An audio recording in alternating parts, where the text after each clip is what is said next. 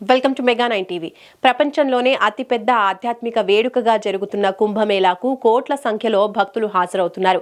జనవరి 13న ప్రారంభమైన ఈ వేడుక ఉత్తరప్రదేశ్లోని ప్రయాగరాజ్లో జరుగుతోంది. ప్రపంచ నలుమూలల నుంచి భక్తులు ఈ కార్యక్రమానికి హాజరవుతున్నారు. దాంతో ప్రయాగరాజ్ మొత్తం ఆధ్యాత్మిక శోభ సంతరించుకుంది. 12 ఏళ్లకోసారి జరిగే వేడుక కావడంతో కుంభమేళాలో పాల్గొనేందుకు ఎక్కడెక్కడి నుంచో ఉత్తరప్రదేశ్ బయలుదేరుతున్నారు. దాంతో గతంలో ఎన్నడూ లేని విధంగా ఈసారి ఏకంగా 10 కోట్ల మంది భక్తులు కుంభమేళాలో పాల్గొననున్నట్టు అక్కడి ప్రభుత్వం ప్రకటించింది. ప్రయాగ్రాజ్ లో జరుగుతున్న కుంభమేళాకు భక్తులు పోటెత్తుతున్నారు. ఎక్కడెక్కడి నుంచో వచ్చి పుణ్యస్నానాలు చేస్తూ భక్తిలో పరవశించిపోతున్నారు. 12 ఏళ్లకోసారి వస్తుంది కుంభమేళా. పైగా ఇప్పుడు 12 కుంభమేళాలకు ఒకసారి వచ్చే మహాకుంభమేళా రావడంతో ఎప్పుడూ కనిపించిన నాగసాధువులు, అఘోరాలు, స్వామీజీలు ఇంకా వందల సంఖ్యలో అక్కడికి భక్తులు చేరుకుంటూ ఉన్నారు.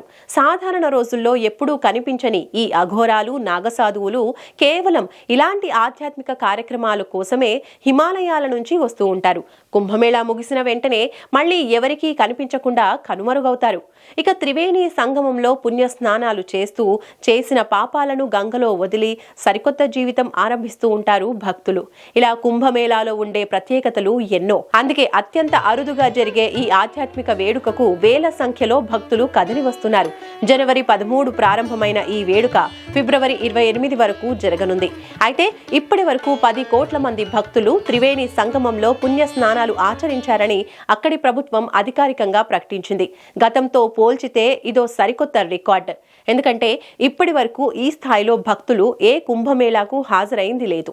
అందుకే ప్రయాగ్రాజ్ లో కుంభమేళా ఈసారి ఎంతో ప్రత్యేకమంటూ యూపీ ప్రభుత్వం చెబుతోంది.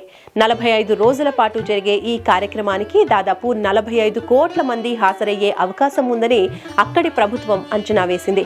కానీ అంతకు మించి అనేలా ఇప్పటికే 10 కోట్ల మంది అక్కడ పుణ్యస్నానాలు ఆచరించడంతో ప్రభుత్వ లెక్కల పరిధి దాటే అవకాశాలు కనిపిస్తున్నాయి.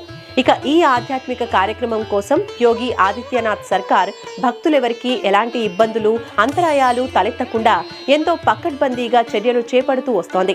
మరి కుంభమేళా పూర్తయ్యేసరికి ఓవరాల్ గా ఎంతమంది భక్తులు హాజరవుతారు అనేది చూడాలి.